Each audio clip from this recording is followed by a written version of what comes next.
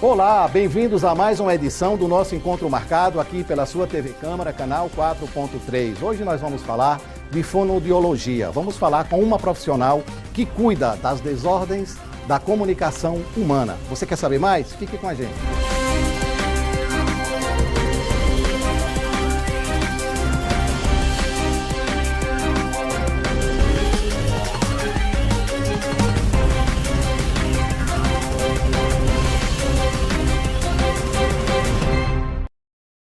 Estamos recebendo em nosso estúdio a doutora Laís Amorim, que é fonoaudióloga. Vai bater um papo com a gente aqui para a gente realmente saber dessa importante profissão que é ser uma fonoaudióloga. Seja bem-vindo ao nosso programa.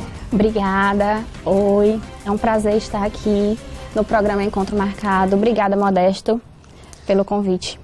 Laís, quais as principais indicações que uma pessoa deva procurar um fonoaudiólogo?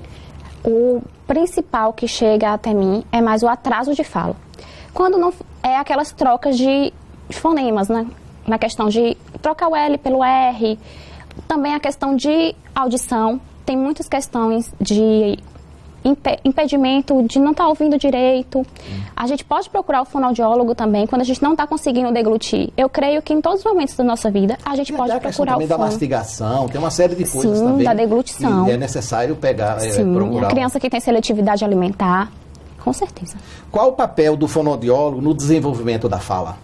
Então, o fonoaudiólogo é o profissional responsável para tratar as questões de diagnósticos de fala, né? Então, eu creio que quando a criança, ela já está com 4 meses de idade, ela já está fazendo ela está falando ali. O fonoaudiólogo já pode dar orientação para aquela família, né? Então, quando já tem 1 ano, a criança já está falando umas 5 palavras ou mais, e o fonoaudiólogo já...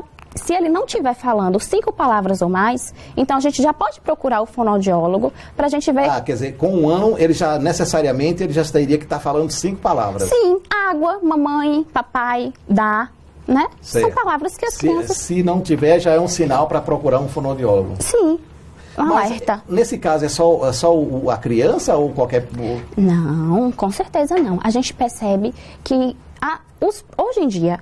Os pais procuram mais, né, por serem os filhos. Então, mas uma pessoa que teve um AVC, por exemplo, pode procurar um fonoaudiólogo, o idoso pode procurar um fonoaudiólogo. Eu falo mais na questão de criança, por conta que eu sou fonoaudióloga pediátrica.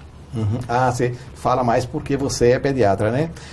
De forma geral, qual os benefícios do tratamento, do acompanhamento do fonoaudiólogo para uma pessoa que tem essas dificuldades?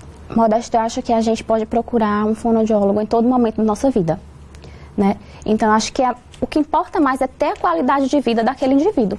Então, acho que a gente procura a qualidade de vida. Então, se eu minha voz não está saindo direito, você que trabalha com a câmara, por exemplo, está rouco, a gente precisa alertar isso, e eu creio que um fonoaudiólogo pode te ajudar.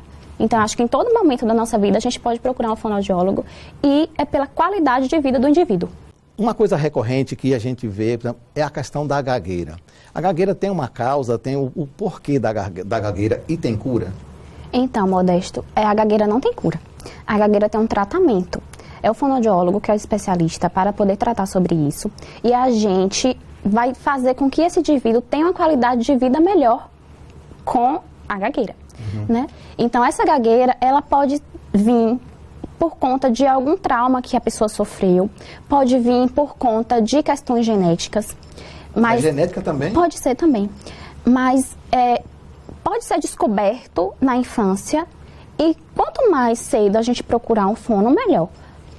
Por que esses problemas de voz, de fala, de mastigação, de uma série de coisas, eles ocorrem principalmente na infância? Eu acho que pela questão dos pais se preocuparem mais com os filhos, então assim, eu percebo mais no meu filho do que em mim, né? Então eu vou procurar, eu acho que tem alguma coisa que está acontecendo com o meu filho, e isso acontece, né? Então assim, tem não sei quantos tempo que eu procurei um profissional da saúde, mas para o meu filho eu sempre estou alerta. Então eu creio que não é por conta que a criança tenha mais, eu creio que é por conta que a gente percebe mais na criança. Na criança, né? Qual o problema mais recorrente numa criança onde você percebe que ele precisa de uma ajuda? Que precisa de ajuda. Vindo da escola, né, o que eu recebo mais são questões de leitura e escrita ou questões de trocas de fonemas. Né? Com 5 anos de idade, a criança tem que estar falando todos os fonemas. Os fonemas, por exemplo, são aquelas letrinhas que a gente troca.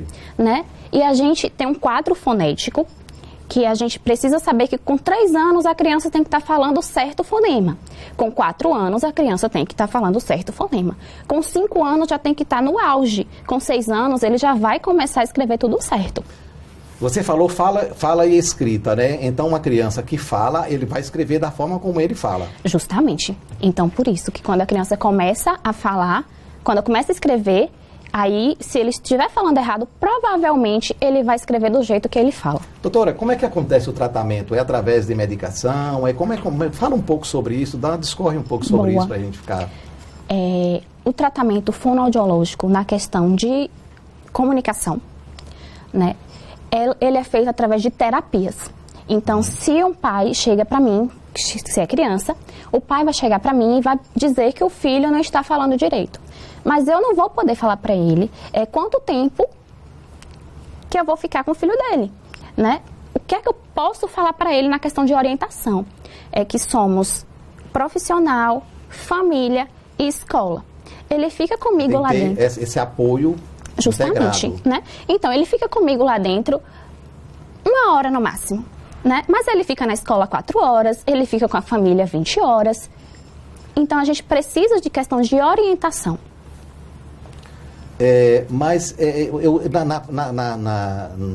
Nesse caso, não existe medicamento, alguma coisa que possa... Só quem pode passar o medicamento é o médico. O médico. O fonoaudiólogo também Sim, não passa medicamento. Não, o fono não passa, terapia, só o médico. Só terapia, Mas né? aí, se a gente perceber, se vier para mim primeiro, e eu perceber que precisa do médico, claro que eu vou encaminhar para ele. Se a criança eu perceber que não está tão atenta, o que é que pode estar acontecendo, um alerta, vamos procurar um médico para ver, vamos procurar um neuro, vamos procurar um pediatra. Nesse caso, você também faz alguma consulta com os pais para orientá-los no sentido de como vai, a partir daquele momento, vai direcionar com aquela criança, mas depois do nosso intervalo.